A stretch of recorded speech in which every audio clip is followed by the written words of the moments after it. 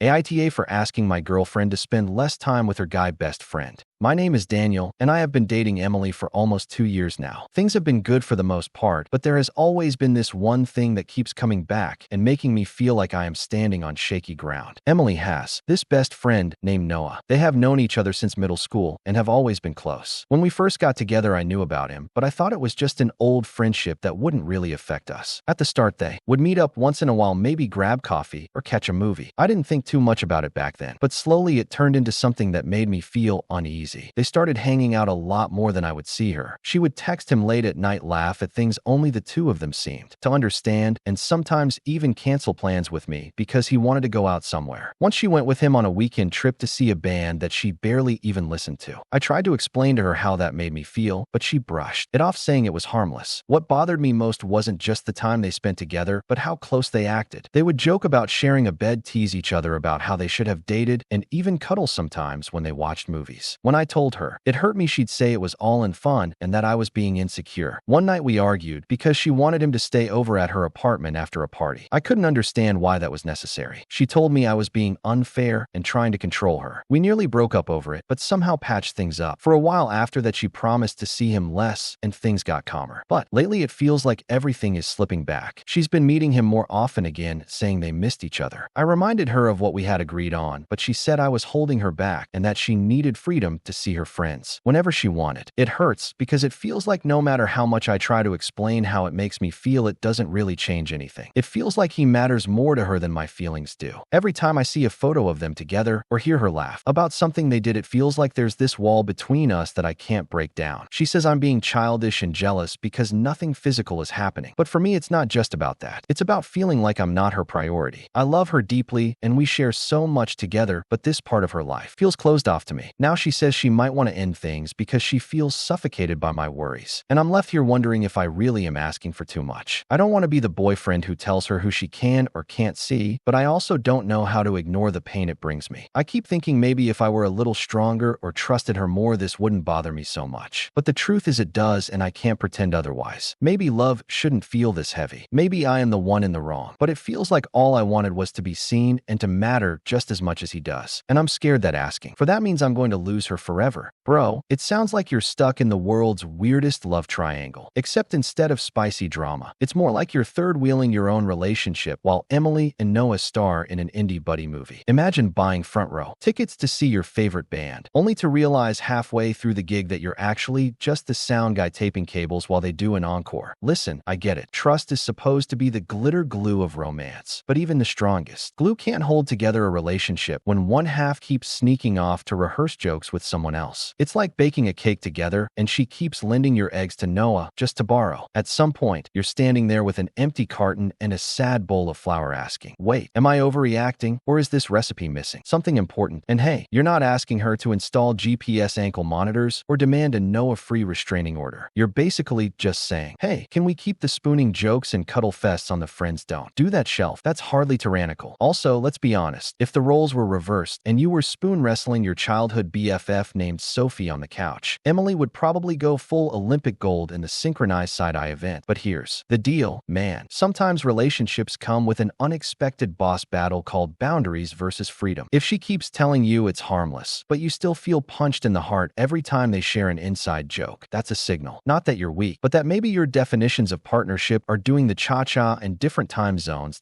My absolutely unqualified advice. Have the rawest, no filter conversation possible. Tell her you're not trying to ban Noah, but you can't keep feeling like an optional side quest in her main storyline. If she still says you're just insecure, then maybe she's the one who's refusing to patch the holes in your shared boat. And it's not weakness to realize you'd rather not sing. And remember, if love feels like doing a plank for hours, burning, shaking, and waiting for someone else to say, okay, that's enough, maybe it's not the love that fits you best. Story 2.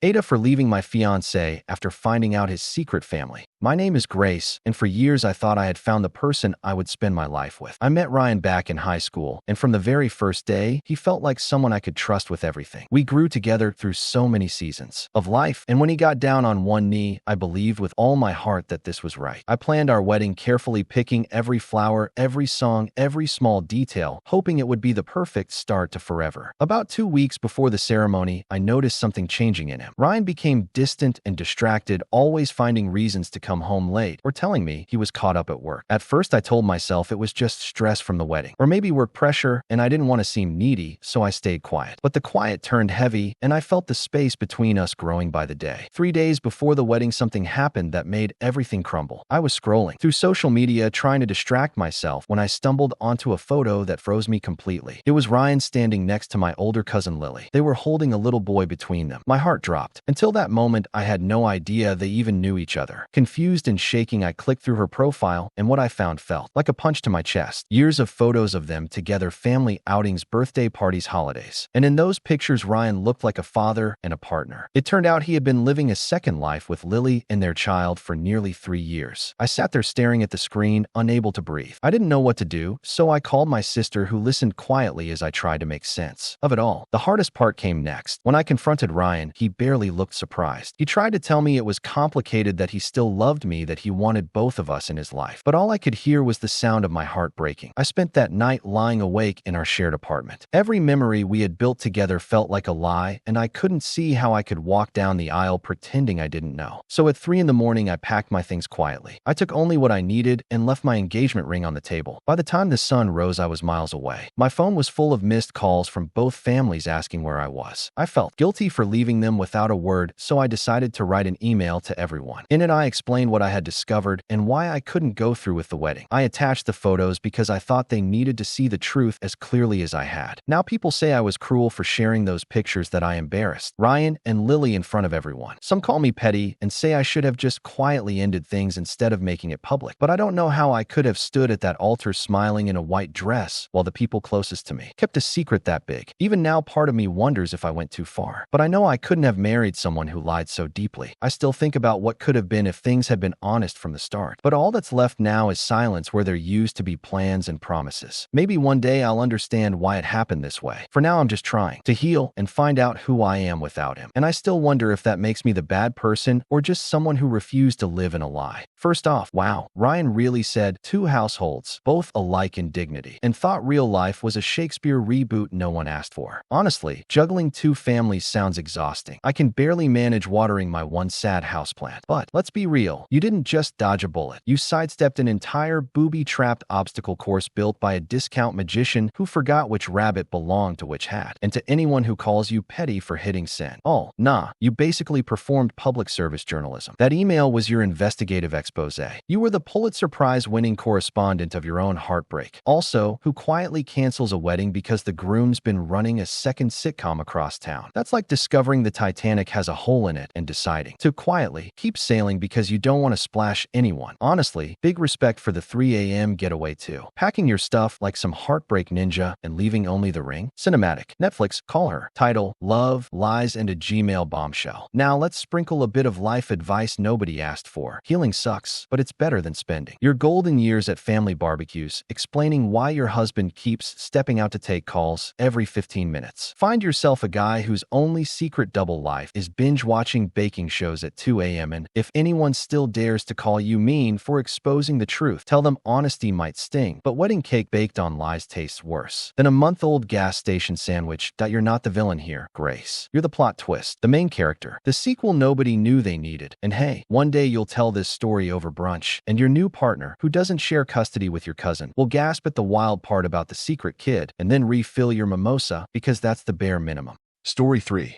AITA for telling my friend I don't find her boyfriend attractive. My name is Holly, and for as long as I can remember, Lily has been like a sister to me. We met during our first year at university, and from that moment it felt like we understood each other without having to say too much. Over the years we have shared secrets and heartbreaks and long walks through quiet streets, just talking about life and what we hoped it would bring us. When Lily met Ben about 3 months ago, I saw something in her that I had not seen in a long time. She smiled more often, and her voice sounded lighter when she spoke about him. It made me me glad to see her that happy, because for so long she had felt unlucky in love. Ben seemed like a kind man. He was gentle with her, always checking if she needed anything, and he treated her with a sort of quiet respect that felt rare. I thought that mattered more than anything else. One weekend, Lily invited me to spend the evening with them. We cooked together and played cards while soft music played in the background. It felt peaceful and warm, but at the same time I could see in Lily's eyes that she was waiting for something. Later that night, when Ben went to pick up dessert from a nearby cafe, Lily turned to me. She asked me in a soft voice what I really thought of him. At first I hesitated because I knew this was not a question she asked lightly. But Lily and I had always promised to tell each other the truth no matter what it was. I took a breath and said that I thought Ben seemed like a truly sweet person who cared for her, but that I did not find him attractive. I spoke slowly, hoping she would hear the honesty in my words and not see it as criticism. I thought she would maybe laugh and say that it didn't matter because what counted was that she found him attractive. Instead, she went quiet. Her eyes turned distant, and she told me I was being mean and that there was no need to say something like that. I tried to explain that it wasn't about Ben being a bad person, because he clearly wasn't. It was just about physical appearance, which should not matter if she loved him. But she seemed hurt in a way that I hadn't expected. Since that evening, things have felt different between us. Her messages became shorter, and when we met up, she smiled less and seemed guarded, as if she was afraid of what else I might think or say. It felt like a wall had quietly appeared between us where before there had been only trust. At night, I kept thinking about it over and over. Should I have lied and told her what she might have wanted to hear? Should I have found softer words or changed the subject? Instead, I chose honesty because that was always what we had shared. But now I wonder if honesty is always the kindest choice when it comes to people we love. It hurts to feel the distance growing between us over something that feels so small compared to all the moments we have shared. I think about how she once told me about her childhood and how she feared being judged by the people she cared about most. Maybe my words touched that old fear without me realizing it. I still hope she will see that what I said did not come from a place of cruelty, but from the promise we made to always speak openly. Because to me, Ben still seems like a good man who makes her laugh and brings light into her days, and that is what matters most. I miss her. I miss the way we used to talk late into the night without worrying about choosing every word so carefully. And I wonder if being honest about something so simple really had to come at the cost of something so important. Deep down, I still do not know if that makes me a bad friend or just someone who believed too strongly in the idea that truth is always better than silence. All I know is that I wish things felt like they used to before one question and one answer changed so much between us. Friendship really be like. We've survived heartbreaks, thesis meltdowns, and questionable hair dye phases, but the boss level turns out to be one mild opinion about someone's boyfriend's jawline. Honestly though, if honesty were a fruit, yours was probably that weirdly bitter grapefruit half people claim to love at brunch, and Lily was secretly hoping for a sweet strawberry compliment smoothie. But let's be real, Ben sounds like the human version of chamomile tea. Not exactly setting fire to dance floors, but calming, comforting, and surprisingly good for late night chats. And hey, sometimes people don't want you to rate the tea leaves. They just want you to sip and say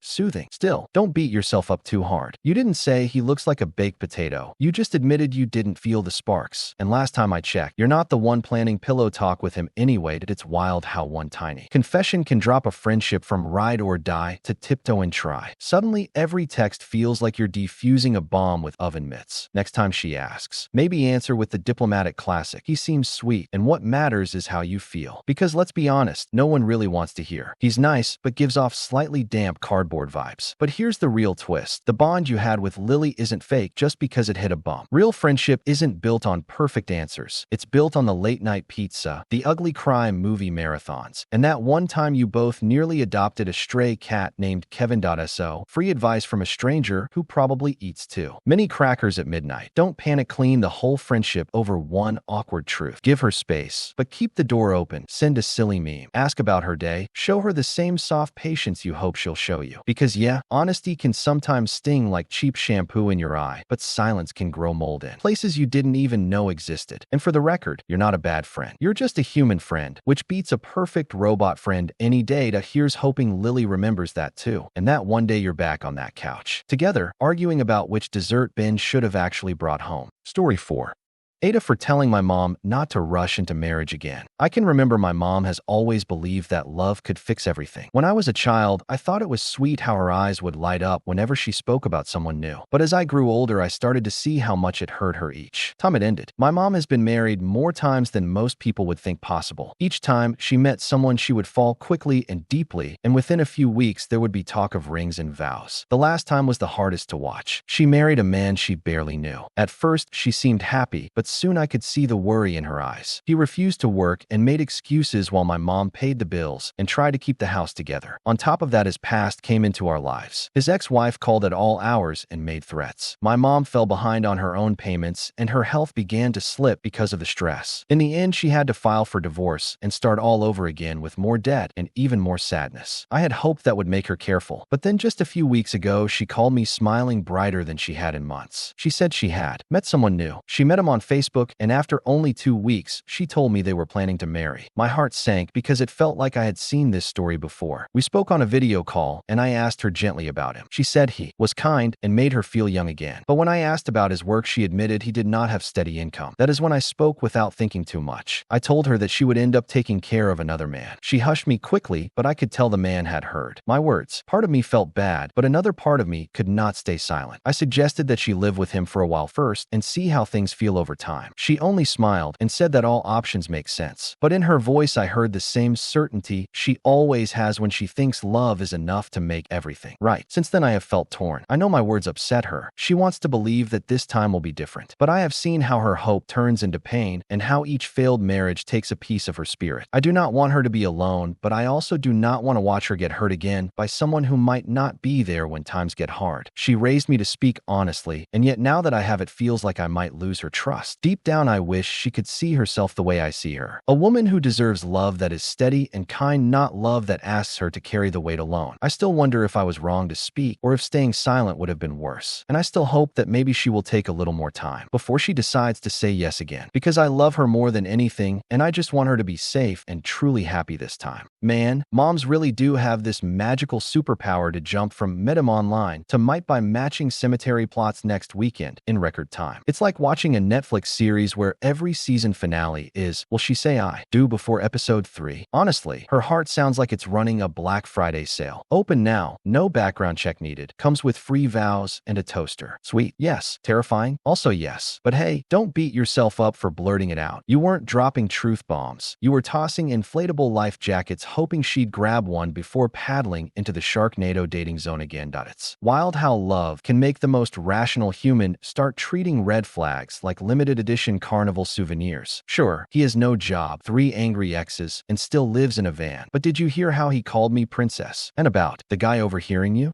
Maybe not ideal, but at least now he knows someone's got the family's BS detector turned up to max. Sometimes that's the only thing keeping these guys from turning your mom's living room into their personal gaming cave. Also, tiny unsolicited tip. Next time, maybe frame it as, Mom, you're the warmest human I know, but please test drive the car before you buy it and check the engine light twice. Slightly softer than congrats, you're adopting another man-child. But you know what? You're not cruel. You're the one still standing at the finish line with water and band-aids every time her marathon of heartbreak ends in another faceplant. That's love, even if it doesn't come wrapped in shiny support group platitudes. Your mom's hope is beautiful and kind of scary, like a puppy running straight for traffic because it doesn't see the truck coming. And yeah, it sucks. When caring about someone means holding the stop sign while they beg you to move it.I in the end. Maybe the real secret is reminding her she doesn't need to rush to build a home around every new smile. Her own walls are worth something too. Oh no, you're not the villain. You're just someone trying to make sure the sequel doesn't end with the same heartbreaking cliffhanger. Fingers crossed her next plot twist comes with steady income, 0 hidden ex-wives, and a sincere fondness for paying his share of the Wi-Fi bill. Story 5.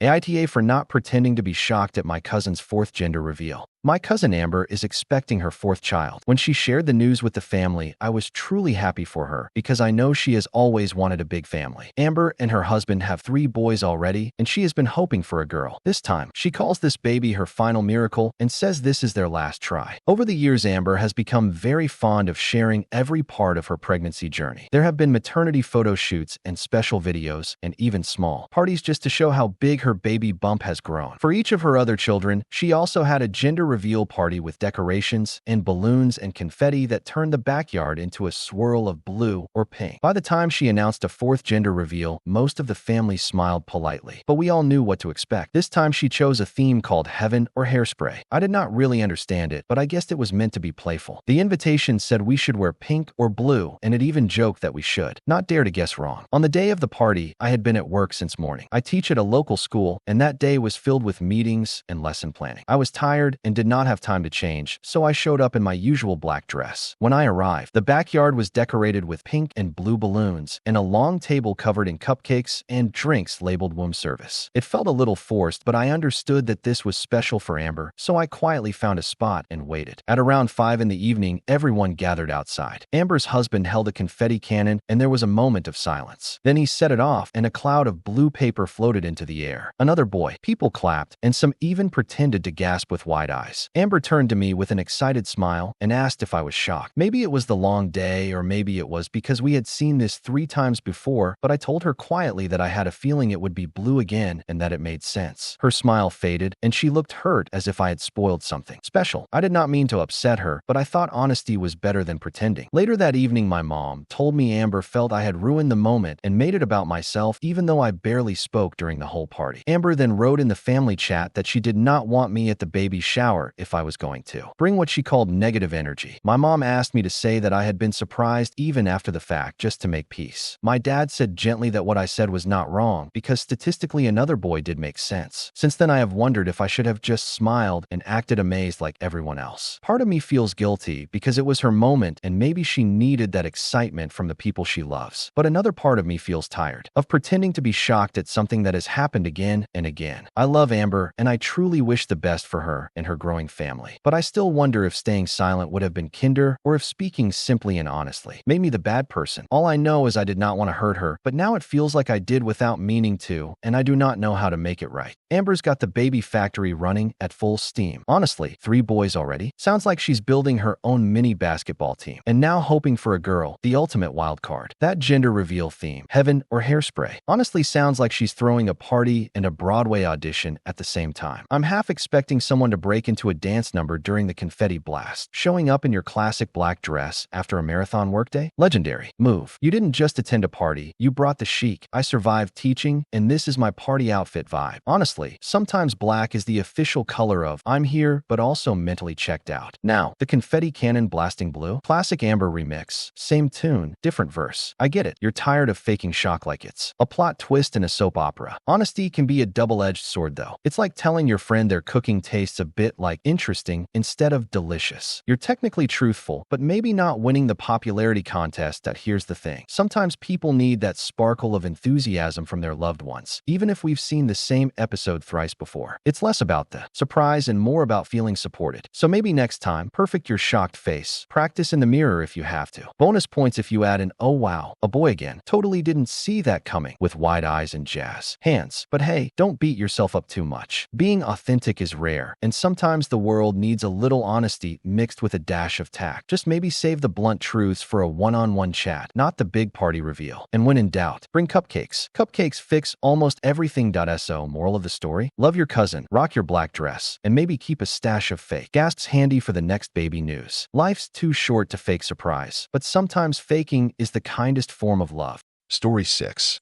AITA for telling my brother to cut off our father for the sake of his son. I grew up with my older brother Liam in a small town where the streets were quiet, but our home was anything but. Our father, Richard, was a large man with a quick temper and a heavy hand. From a young age, Liam and I learned to keep our heads down. I still carry the marks, not just on my body but deep inside, from the times Richard lashed out. I remember once when I was 10, he grabbed me by the collar and slammed me against the wall because I accidentally spilled juice on his shirt. Liam tried to step in once, but was shoved aside. I could see the fear in his eyes, and I knew then we both lived under a shadow we could not escape. Liam and I eventually moved away, nearly 200 miles apart from our father, hoping to find peace. He was like a storm that followed us no matter where we went, though he hid it well from others. When Liam's wife, Sarah, gave birth to their son, Noah, last spring, our family urged caution. We warned Liam not to let Richard anywhere near the baby. We knew Richard's anger could erupt without warning and feared what might happen if he was left left alone with the child. Liam hesitated, caught between wanting his son to know his grandfather and the warnings we gave him. For a while, Richard seemed to behave, visiting quietly. But then one day he showed up with a new girlfriend Liam and Sarah had never met. He demanded to bring her inside to meet Noah. Sarah politely refused. Richard stormed out, slamming the door behind him, and the visits stopped. Behind closed doors, Richard would send Liam messages full of anger and guilt, trying to manipulate him into letting him back into Noah's life. Liam would answer, often reluctantly, sometimes defensive when I told him we needed to keep Richard away for the baby's safety. I understood his pain, his struggle to protect his son while still hoping for a better relationship with his father. But I also knew the danger of giving Richard another chance. My brother and I share a history of hurt, and it weighs heavily on me when I see him caught in this battle. Sometimes Liam lashes out at me, saying I am too harsh, that it is his choice to make. But every time I hear his voice shaking when Richard calls or read the texts filled with blame, I worry for Noah's future. I want to protect my nephew from the same fear and pain we endured, but I also respect Liam's right to decide what is best for his family. It is a fragile balance between love and fear, between the past and what could be. I hope Liam finds the strength to choose safety for his son, even if it means cutting ties with our father for good. But until then, I am here, silently watching, hoping my family can heal in a way that keeps Noah safe and loved. Whoa, talk about growing up in a real-life tornado. Quiet town streets, but a home that felt more like a drama series with zero commercial breaks. Dad's temper? Sounds like it came with a handle with extreme caution label. Honestly, spilling juice on a shirt and getting slammed like it's an action movie? That's next level overreaction. Liam trying to be the heroic sidekick but getting pushed aside? Cue the sad music. Moving away 200 miles. Huge upgrade from Storm Central to hopefully calm territory. But man, some storms just have Wi-Fi because Richard kept crashing the family servers with his antics and drama, and then showing up with a mystery girlfriend like a soap opera plot twist. Classic move. Sarah shutting that down. Heroic boundary setting. Right there. Texts loaded with guilt and anger. Manipulation 101. Liam's caught in the classic dad dilemma. Love versus survival mode. And you? The sensible sibling trying to keep the safety net strong. Probably feeling like a referee in a boxing match where no one wants to lose, but everyone's throwing punches. I get Liam's frustration. Who likes being told what to do, especially about family? But when your voice shakes like a busted radio, that's when the fight isn't just about rules, it's about heart. Protecting Noah feels like guarding a tiny treasure from a wrecking ball. Advice? Keep being the calm anchor in this stormy sea. Maybe suggest Liam invest in earplugs for the guilt trips and a no-entry sign for toxic visits. And remind him sometimes love means putting up walls, not breaking them down. Also, a joke to lighten things. Why don't secrets last in this family? Because dad's temper always blows the lid off. In the end, family's complicated, like assembling IKEA furniture without instructions. Messy, confusing, but worth it if you get the pieces to fit safely. Here's hoping your nephew grows up with lots of hugs, zero storms, and maybe a lifetime supply of juice, spilled or not.